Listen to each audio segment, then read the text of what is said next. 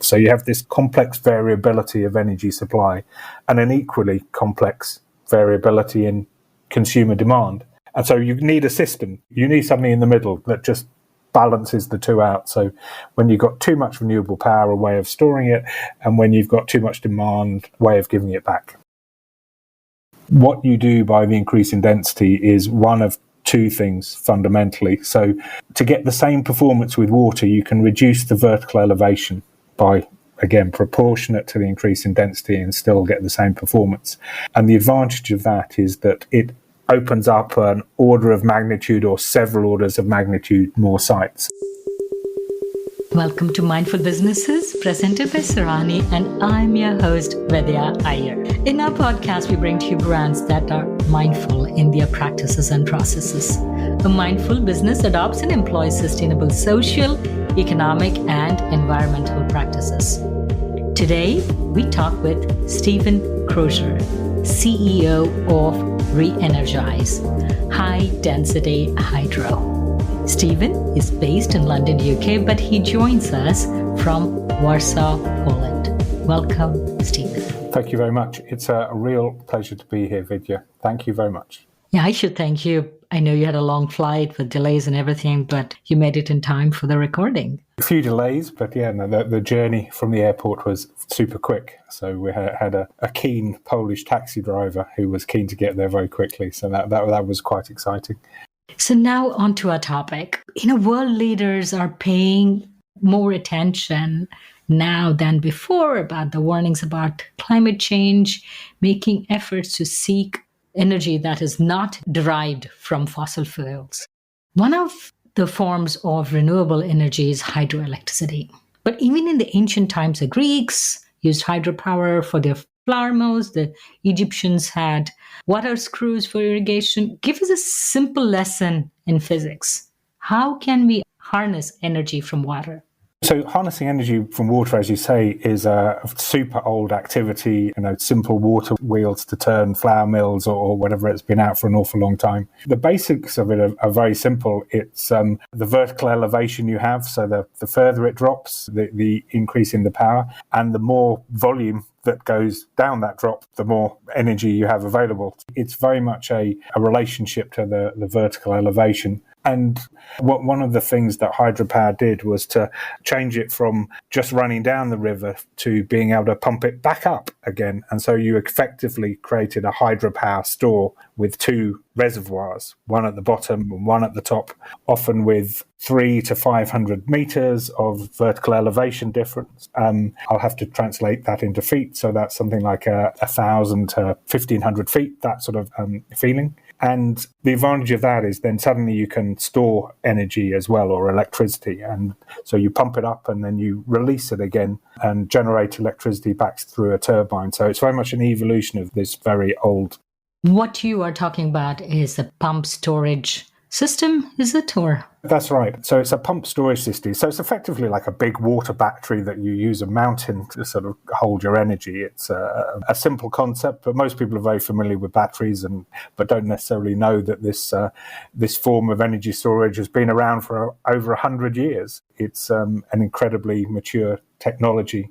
And first of all, it was built during the 20th century. It was generally built because you had lots of baseload power from coal and nuclear often, which was just turned on and then it was running and running and running. And if you can't use the energy when you need it, you either have to waste it or you have to find a way of using it. And so pumped hydro was built to take that excess from nuclear power or coal power fire stations, which are running the whole time, and store it overnight when people are asleep and much less power is being consumed. And then when the demand comes in the mornings and the evenings, it would be released again and provide that additional electricity for the peak powers. So that's how traditional pumped hydro works. And that was used successfully throughout lots of the 20th century across many, many parts of the world. And pumped hydropower still accounts for around 95% of the world's energy storage. And what we're doing at RheEnergise is somewhat of a little twist on that, which I'll come back to. So pumped hydropower was used to balance nuclear and coal in the 20th century. But now with the coming of renewables that we've increasingly had over the last 15, maybe 20 years, is that we have a different problem. We don't have constant base load and variable demand. We now have variable supply from renewables. So with solar, you get it during the day. You don't get it at night. If you're in the far north on world, then you get much more in the summer than you do in the winter. And then with wind, there are places which are windy and places which are not so windy. And you have this very much variable supply, electricity supply coming from renewables, which creates a different set of problems. But again, you have this mismatch between intermittent renewables, and so it can be from hydropower. So again, with hydropower, you tend to get more in the winter when there's more rain, and so you get more flow, so there's more power there, and less in the summer, and sometimes it can even stop in the summer. So you have all these different types of renewable energies, which are either seasonal or have their daily cycles, or in the case of wind, might have a twice weekly cycle. So you have this complex variability of energy supply and an equally complex variability in consumer demand. And so you need a system. You need something in the middle that just balances the two out. So when you've got too much renewable power, a way of storing it, and when you've got too much demand, a way of giving it back. The premise of all this energy is that energy cannot be created or destroyed, only transformed. So you are taking the energy from the velocity, or rather hydroelectricity is taking the energy from the velocity of the fall of the water and taking that, capturing it, and using that to power another thing.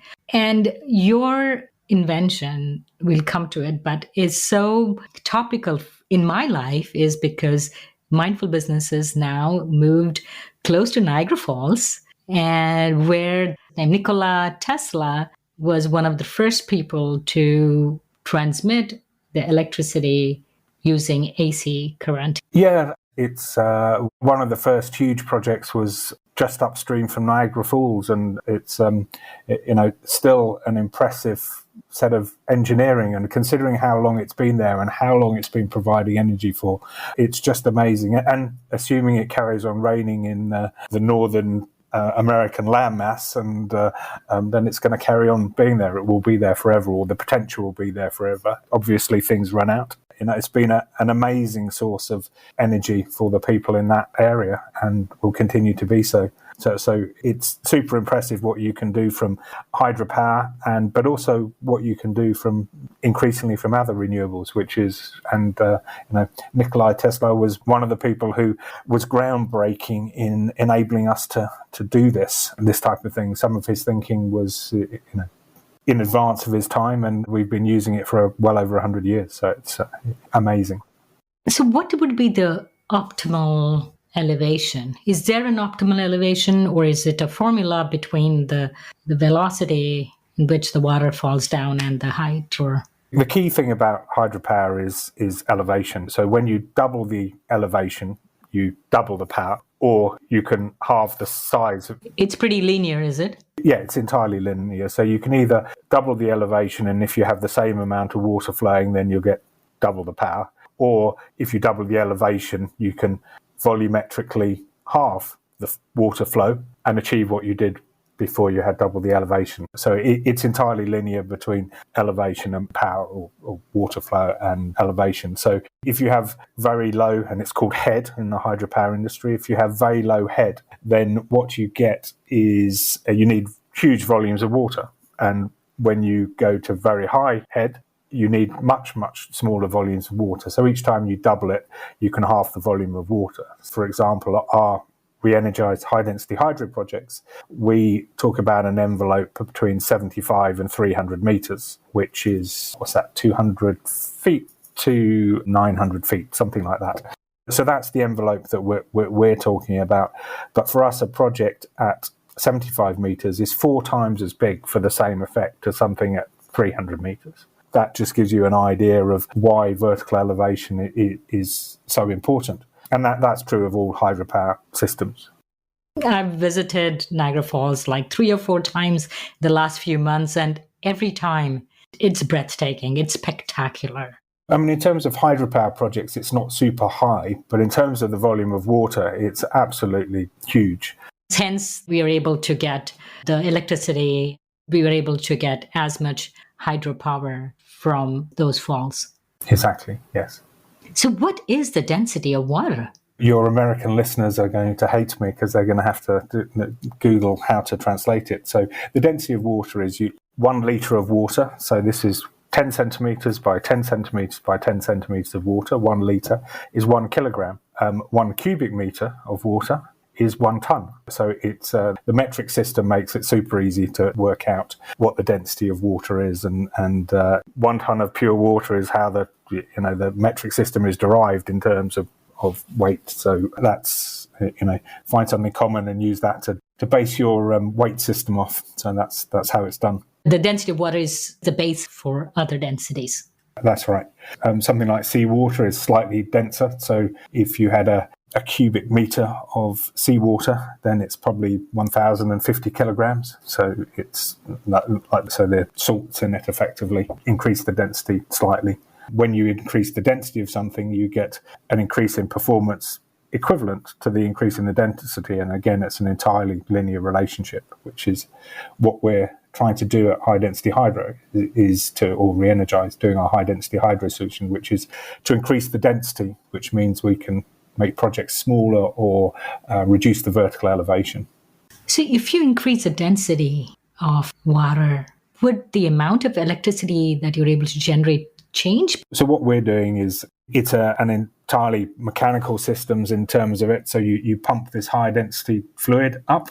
It takes more energy to pump it up than you would take to pump up water. The density of our fluid is 2.5 times the density of water. So this is just over the density of concrete. So it's significantly different. And so we have a fluid we'll call it the density of concrete that we're pumping up. So that takes more energy than it would for water. So the increase of energy it takes is proportionate to the increase in density. So 2.5 times more energy to pump it up. And then when it's up there, you have 2.5 times more energy than you would have had with water. And so when you release it, you effectively generate at 2.5 times the rate that you would with water. So the round trip efficiency is the same as you would get with water. So your audience might be going, well, why bother then? If the round trip efficiency is the same. What you do by the increase in density is one of two things fundamentally. So to get the same performance with water, you can reduce the vertical elevation by, again, proportionate to the increase in density and still get the same performance. And the advantage of that is that it opens up an order of magnitude or several orders of magnitude more sites. So when we're driving in our cars or going on the train or whatever, we know that there are many more hills at, say, 300 feet than there are at 750 feet. That's really fascinating. Where are the possible locations of your solution?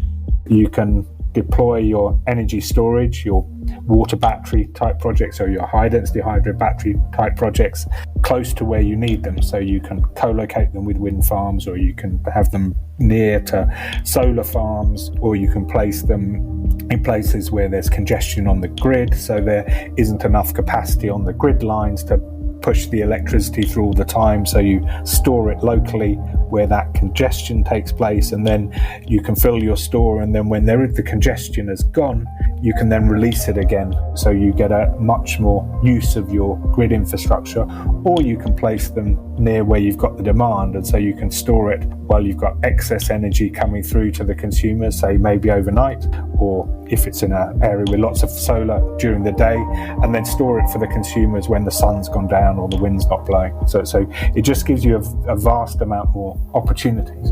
Basically, problem most of the energy solutions is you're unable to store it. Even hydroelectricity, we think we are turning on a switch and, we're getting it, but these are these turbines which are turned on and off based on the demand. There are very few ways to store it. As a solar, wind has its challenges.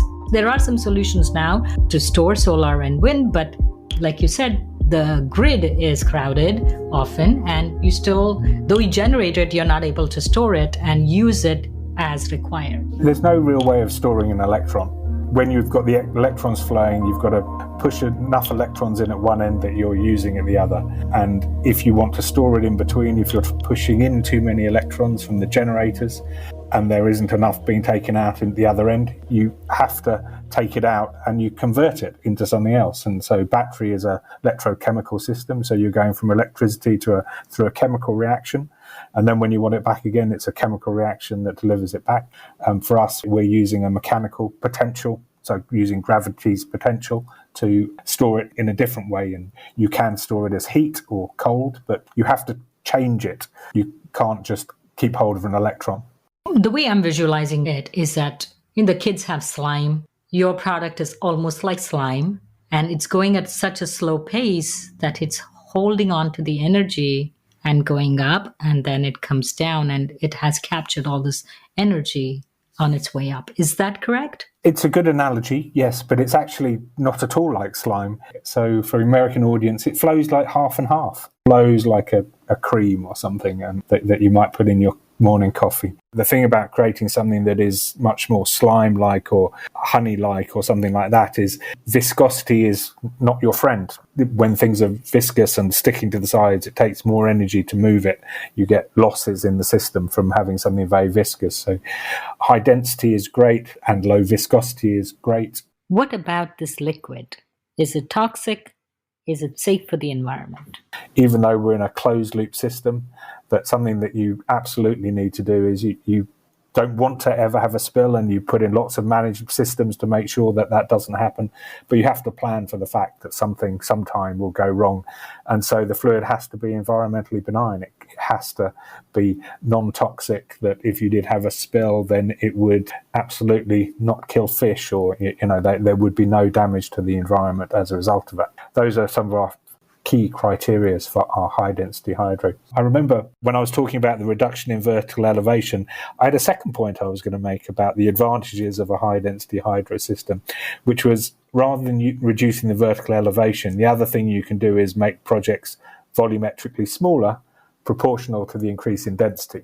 And this gives you a huge opportunity for cost savings. So if you can reduce your construction costs by 60%, and in a traditional pumped hydro energy storage project, roughly 65% of the cost of a project is civil engineering. So if you can reduce that cost by 60% because it's volumetrically smaller, suddenly you have an economic advantage. Now, we do have to buy the fluid, which cancels out a proportion, or depending on the vertical elevation, depends how much of a proportion it cancels out. It gives you a huge opportunity for cost saving. And then when you put together the cost savings and the reduction in the height, then suddenly you can think, well, actually, we can start manufacturing these turbines for our high-density fluid in more volumes, which means that you can then commoditize them and drive the cost down of the project. Your system is almost like a closed-loop hydropower system. It's almost like self-generating. There's no need for new inputs, and hence the low marginal cost of generating more energy. How does it work? One of the, exactly as you described, it's a closed loop system. So you take renewable energy, you run pumps, you push the fluid up a relatively small hill, keep it there until you need the energy back, release it through turbine and regenerate electricity. The principle is very simple. One of the real advantages of the creation of a high density fluid, of creating your own fluid, in addition to the reduction in vertical elevation and in addition to the shrinking of the project, because it's a closed loop system, suddenly you can take this to a place where there's water shortages because it's closed. So traditional pumped hydropower is in places of high rainfall almost exclusively. So that's around 25% of the world's land area. So suddenly we have a closed loop system so we're not subject to evaporation in the same way. We can go to a desert or a desert city and actually put these type of projects. So the Middle East is a potential market for us, or parts of North Africa, which are really hot and dry, parts of the United States, where you would never put a traditional pumped hydro project. Suddenly there's a pumped hydro-like solution that you can place in the 75% of the world's landmass that are not suitable for projects with water. The advantages are not only the lowering the vertical elevation, but it's just opening up the opportunities across the world for projects where they wouldn't have normally had them. So we find that very exciting. So are you the inventor of this solution? It came about from a conversation between myself and our now CTO, someone called Tamas Patani, who's based in Montreal in Canada. So we do our mechanical and electrical engineering in Montreal. And the reason why that's such a good place is because it's the heart of the North American hydropower industry. So there's a great skill base that we can find for those type of engineering in Montreal. But the start of it came about from a conversation where Tamas and I had been going to various different energy conferences, and everyone was going, renewable energy, the future, we need to completely decarbonize the grid, and it's going to be wind and solar and hydropower and tidal power and wave power and all these other solutions. But we're going to have this variable supply and variable demand, and we need something to store it. And the answer to storage is batteries. There was no mention of any other solutions out there, even though at the time, 95, 96% of the world's energy storage was pumped hydro by power. And if you then look at it by energy, which are two different things, then it's over 99% of the world's energy storage is pumped hydro. And so I picked up the phone to Tamas, or it might have been an email, can't remember, but we just started talking. Why is this industry that is so mature being entirely overlooked in the energy transition? What is it about this industry? And then you look at it and you go, well, it's lack of available sites, it's water abstraction, it's the fact that the sites are far from people, so you need new power infrastructure, and the rarity of sites means that once you found a good one, the incentive is to build it as big as possible, which means that they take years to construct, and you often need government backing to do them. And so it's a very slow-moving solution to the energy transition. So we just asked ourselves the question, well, you have such a mature industry with this existing supply chain. Is there anything you can do with innovation? Because that's what I'm in Tamas and interested in, to bring this 20th century industry into the 21st and help with the energy transition. And so we were talking, and eventually the suggestion came about saying, what if we increase the density of the fluid? And Tamas said, well, the theory is that you'll get the performance increase proportionate to the increase in the density. And then he said, I have no idea whether it's possible or even exists, or, we should have a look into it. Is there a fluid that can do this? Is it environmentally benign? So that was the starting point. How did you increase the density? What is the basic fluid that you used first? We looked at lots of different things, and there's some interesting very dense fluids which are either toxic or phenomenally expensive. Mercury would be great with 13 times the density of water, but it's not so good environmentally or availability or cost-wise. So what we ended up with is it's a suspended solid in water. So we create a fine powder, we add various chemistry and ingredients to that, and what that does is make the particles repel each other in a solution. So a bit like when you put two north magnets together, they push themselves apart. So it's the same sort of effect, but in the solution of these particles repelling each other. That's how we create a stable suspension in water. Could you use wastewater? So we can use any water. So the fluid is an engineered system as well. So you have to bring the water into a certain envelope or understand what that envelope is. So yes, you can use salt waters, but you probably have to treat it a bit to get it within the envelope. And at the moment we're using one mineral which is widely available to us. But our intention going forward is to find other industries that have used these same materials that we can take from those industries and reprocess them into our fluid. We're also looking to expand the range of minerals that we can use, which does change the density, but if it's very local to where you want to build a project, then that's good.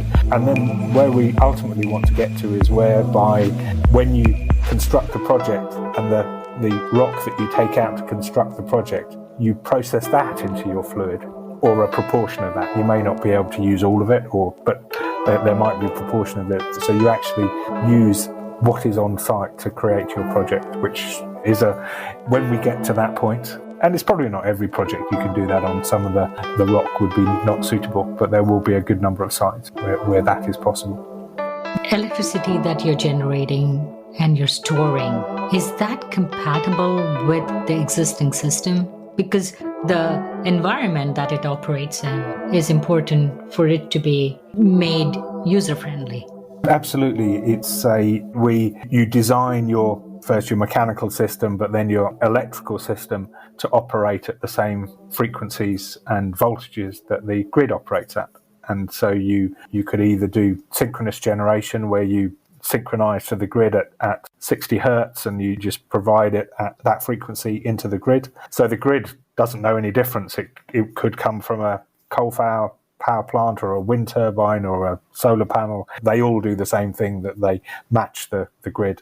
The other way you could do it is asynchronous, where you go through an inverter and then the inverter follows what's on the grid. So it relies on inertia from other parts of the system and it just follows whatever the grid is doing. So that's the difference between synchronous and asynchronous generation. And we could do either. You could probably do both on the same project by having part of your project set up in one way and part of the project set up in another. So maybe don't want to do that, but you could. As far as the grid is concerned, it's just seeing another generator providing with the same characteristics as all the other generators on the system. The beauty of your solution is that the number of sites available for this application is far more, because you don't need the elevation that is required for water. That's correct. And it's just the sheer volume of sites. So across North America, we believe there are somewhere around 350,000 sites available to us. So it's just a vast number of sites. And I know the UK better because I'm based there. So in the UK, it's around 6,500 sites. And then when you look at what the UK is likely to need in terms of energy storage by 2040, say, so not very far away, 18 years, that something like 300 or 350 projects, depending on their exact size, would provide 25% of the energy storage needs of the UK. So it's not a vast number of projects that you need to build to actually make a fundamental difference. So in somewhere across North America, I haven't got the exact number in my head, but something like 350,000 sites, 4 or 5% of those, again, can provide a similar level of energy storage, 25% of the US needs. And that's true of all countries. But what is also true of all countries is there are some places which are much better than others,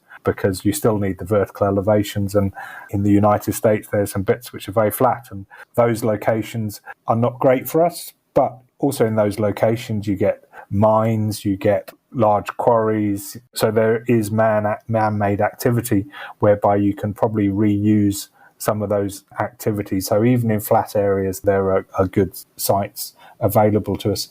So you're saying you could take an abandoned site in Indiana where it's flat and use your solution to get the elevation that you want. But the demand for renewable energy is also increasing as we try to wean off gas. But right now, there is not, if everybody decided to become electric, there is not enough electricity to power all our needs. So the solution like yours is required now, because not only to help the present consumption of electricity, but as we wean off gas, as we wean off petrol, we need the electricity, various ways in way we can generate, store the electricity locally, and to be available and accessible to the people who are transitioning. Absolutely. And taking a step back, when the wind blows and the sun shines, you need to generate more than you need. And then generation that you've not used at that point in time, you need to capture it in some way, and it will be captured in different ways for different purposes. So some of it will be converted into hydrogen, and it will be used for industry or mobility and fuel cells, or it will be used in certain ways. Some of it will be stored in a system like ours, high density hydro, others which will be stored in battery solutions of different types, and there are other solutions as well, and there's no one solution that can do it all. Just because of the sheer scale of what needs to be done, that no one company is going to scale at the type of size. And there are different solutions for different locations, for different durations. So lithium-ion batteries are really good for relatively short durations, 2, 3, maybe 4 hours. Something like green hydrogen would be great for your interseasonal storage, because you've got uses for green hydrogen for mobility and heat and industry. Has your application been implemented somewhere? Yeah, we're just about to start building our first project in the first part of next year. So we hope to start digging in May 2023. So 6 months away is when we're. And where is that? So that's in the southwest of the UK. So it's at an operational mine in the UK. So the advantage of that, things like you've got existing security that you don't need to worry about that. But yeah, it's going to be a great project. It's still relatively small for us. It's a 500 kilowatt project, so still, and will operate for 2 hours. But that is a really good first step, and then once that's operational, we expect to go to something like 10 times that size a year later, and from there into commercialization. And one of the advantages that we really feel in terms of scaling is just the fact that our supply chain already exists. We don't need to build gigafactories because there are companies across the world that make pipes, and they might make pumps, and they make turbines. So we can find them on every continent. And the design is different for our high density hydro, as you would expect, but the manufacturing skills and the manufacturing plants already exist. So our ability to go from small volumes to large volumes is actually a relatively simple task for us. We're not building a new gigafactory for a new battery chemistry. What is the scale of the problem that you're trying to solve? That's a good question. Today in the world, we have somewhere around 170 gigawatts of energy storage. 95% of that is pumped hydro. It's that sort of number anyway. Industry commentators, I can't remember who this is, but it could be the IEA, or it could be the Long Duration Energy Storage Council, or one of these other consultancies. I can't remember exactly who it is. So industry commentators have recognized that from the 170 gigawatts that we need today, by 2040, we need around 2,000 gigawatts. So this is a more than 10 times increase in 18 years, which means that every 12 to 18 months, you need to replicate the entire world's energy storage that was built in the 20th century every 18 months. Just the scale of the problem is absolutely vast, which is why I was saying that you can't rely on one solution to deliver it. That traditional pumped hydro, they'll do some. We hope we'll do a lot. Batteries will do some. There are technologies that look at compressed air. You need it all. You need the green hydrogen. So it's trillions of dollars are going to need to be spent on it. And so the incremental cost of going from a system based on coal and gas, as those plants retire, the incremental cost of replacing it with renewables plus storage, it's not that significant a percentage. And so the cost of the consumer is unlikely to grow. In fact, it was more likely to reduce because once you've built a renewable energy project, the marginal cost of production is negligible. And the same with an energy storage project. Once you've built it, the marginal cost of storing it and reproducing it is again negligible. And you'll also decarbonize the power grid and hopefully mitigate the worst effects of climate change. Can you work in conjunction with solar and wind? Yeah, we see that as a very early opportunity, one of the earliest opportunities. And that's why I'm in Warsaw, is to go to a solar conference to talk about that. Solar and storage is what we're talking about over the next 2 days. And what you have we're talking about a solar project, is as more and more solar projects are built, that the revenues that the owner of that project can earn declines because other people are building solar projects. So you're all generating at the same time. So the revenue earned goes down to the point where it no longer becomes economically viable to bother to build the project or to generate. And so you then go, okay, well, it's still a cheap solution. If only I can shift the time, or as the industry calls it, change the dispatch shape of your energy. And so this is where energy storage comes in. So you can co-locate with something like a solar project, or you don't even need to be on the same site. You can be, within a few miles of it, and you can run the power between the two. And so you then store what you don't use, or you choose to store because the prices are too low.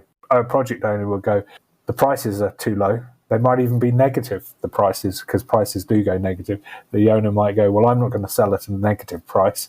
I will go and store it until the price rises back up. And we're confident that within a few years, solar projects without storage will be increasingly unviable. They won't be able to capture the prices in the market unless they've got storage, because everyone else will be generating at the same time. And so you need to change your dispatch shape so that you can provide the power when the prices make the project economically viable. Actually, we are in the process of building a sustainable home here in Buffalo, New York. And with solar panels, we will capture only 39% of what we need because of, the shorter days. And then in summer, we have long days, but the problem is there is no way to store that for the needs in winter.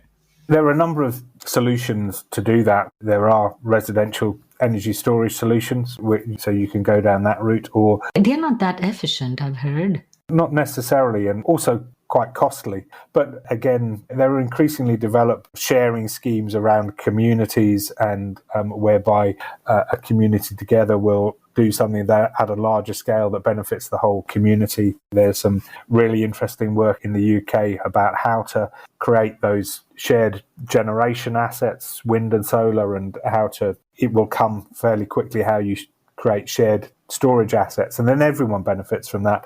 Everyone gets low-cost renewable energy that they own. They can sell to the grid, because often the grid is the owners of the grid. They're not very interested if you or I, as an individual householder, have got a bit too much solar power. They're not really very interested in buying it, partly because they've probably got quite a lot more from other people who are generating it. And so you tend to just have to give it to them, find a way of using it. But if there was a community doing that together and you were sharing that, then your ability to share it around as different households or even local businesses have different energy profiles, then you can create a very interesting local economic which is great. A friend of mine described it as the democratization of energy. So you've received some funding from the UK government. How much have you received thus far? We've been awarded £9.5 million in the last few months of UK government funding, which is, great. Thank you very much. And we're just in the process of gearing up our management systems to start spending, and we're actively recruiting, where we have project managers on board. We're placing orders to do the work to deliver and build those projects and that work. So it's a really exciting time, and it's really meant that as a business we're accelerating very rapidly. We're having to hang on with our fingertips to stop falling off at the moment. So this is a question that I ask several guests who are solving a problem as large and as impactful. Not only large, but it'll impact our climate, our living. Have you patented this technology? We have had one patent fully granted just recently, and I am going to let you be the first to know we've just had our second patent fully granted just a few days ago. And we have a whole pipeline of other patents across the various subsystems that we're working on. So we're developing patents in fluid formulation chemistry, and then in how to manage that fluid over time, because it's an engineered system, so you need to manage it. And then in turbo machinery, the fluid affects turbo machinery. So you need to develop your engineering of a traditional pump or turbine. It needs to be evolved for a high density fluid. Then control of the system and the whole system design are all areas for patents and IP for us. With all these patents, what is your business model? Will RheEnergise set up all these plants, or do you have a licensing model? Our core model is a licensing model. We want to make a difference to climate change, and the way we see to do that is to enable other people to build projects globally, simultaneously, and make sure that we license our IP to them and then help facilitate those projects. So that's how we see scale happening. It doesn't prevent us from potentially developing our own project pipelines and exploring other business models, but our key idea is let's get lots of people building these projects in lots of countries simultaneously. Thank you again for coming on Mindful Businesses. We are talking to Stephen Crosher of RheEnergise. Thank you, Stephen. Thank you so much, Vidya. It's been a pleasure. We would love to hear from you. send us a voice note or an email with your questions or comments to info@mindfulbusinessespodcast.com. Subscribe, rate, and review us on Apple Podcast. If you learned a thing or two from this episode, share it with one friend. We recorded this episode in Buffalo, New York. Our theme music was composed by Tatum Gale. Our marketing assistant is Roseanne Korean. Our advisors are Jim Stone and Anupama Pashrija. This is Vedya Iyer with Mindful Businesses.